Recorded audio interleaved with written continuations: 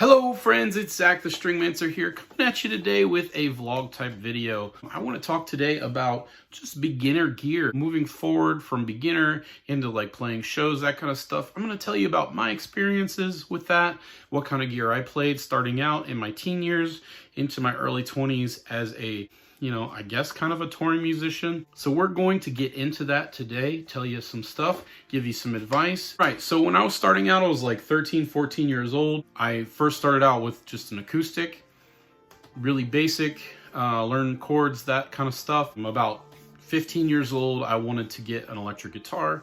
So I had a really shitty job at Burger King. I saved a little bit of money, bought just one of those combo packages with the guitar and amp.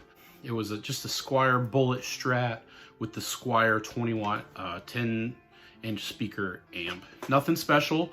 It got me there. I learned power chords. I learned how to play kind of some rock kind of stuff on that. Moving forward with that, I decided I wanted to be in a band, so I found a couple guys in my science class. They were talking about forming a band, and I went to the garage where they practiced, and I ended up hanging out and joined their band. And I did that with the little tiny amp and Strat. Moving forward, me and the bassist, we wanted to start playing shows.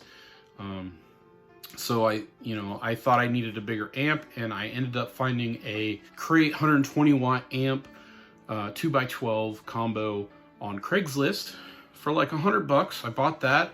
It was clean, it was nice. I played a few shows with that, and then once I got that, I had a Dean Baby Z. We just played like hard rock kind of stuff, basic, very basic. It was kind of bad for a while, but we were just kids, so it was enough. Moving on from there, we took a little hiatus for a little bit. I sold the Crate to another buddy of mine who ended up playing guitar for our band later on down the road. And that Crate amp's still in my buddy's garage, just sitting in the corner. We got back together a couple years after that. I think I was like 20, 21 maybe. I didn't have a lot of money. Ended up just buying a custom 2x12, 120 watt little amp. It just had 2 channels just to drive and clean. Yeah, I think I paid $200 for that from the local guitar store in my hometown. Our bassist, he had a Galveston Les Paul, just a cheap Gibson Chinese knockoff, which was a really good guitar. I loved it, don't get me wrong. Played it for years. I tried to do the guitar flip thing on stage, and it went flying, and the headstock broke, and it's still sitting in my buddy's house, but to this day I feel really bad about that. Custom ended up blowing up, and I ended up getting this Rogue 2x12 trans tube. It was probably from the late 90s. It was probably the first like really crappy amp that I had, but I just used the clean channel. For a little while I was running a DS1, and then later on I used a Boss Blues Driver, which sounded really good for what we were doing. And then shortly after that, I ended up getting a Fender Mustang V half stack, and we did a lot of shows, kind of did some touring with that. And then I also had an Ibanez ART 100, which I got rid of later on. I wish I still had it because it was an awesome guitar. I just want to like clarify. Yeah, I had a half stack, but I think I paid like $350 for that at the time. That's still fairly cheap.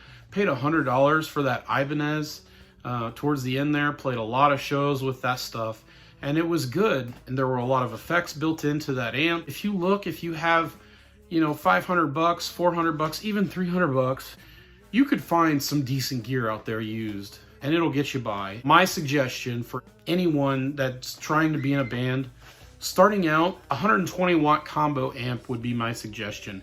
It doesn't even have to be that loud, but 100 watts is kind of standard for like the bigger 2x12 combo amps. You could get by with something with smaller wattage for sure. A 1x12, maybe a 60 watt, 70 watt. For in the ways of like a rock band, there's cheap Les Pauls, there's all kinds of stuff.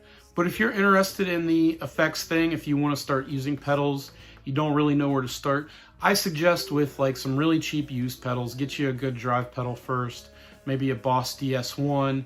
The Behringer $25 pedals are really good. They're just plastic, but they're awesome. TC Electronic makes really good pedals. Again, I'm Zach, the Stringmancer. Thanks for watching. And again, I'm going to leave you off with this one simple thing, and that's just be kind to one another. Musicians should be trying to lift each other up. We should be helpful to one another no matter what level we're at. We should not act cocky or douchey. If somebody's starting out, we should be trying to help them get to where they want to be. It's that simple, guys. Be humble, be happy, and have a good day, guys.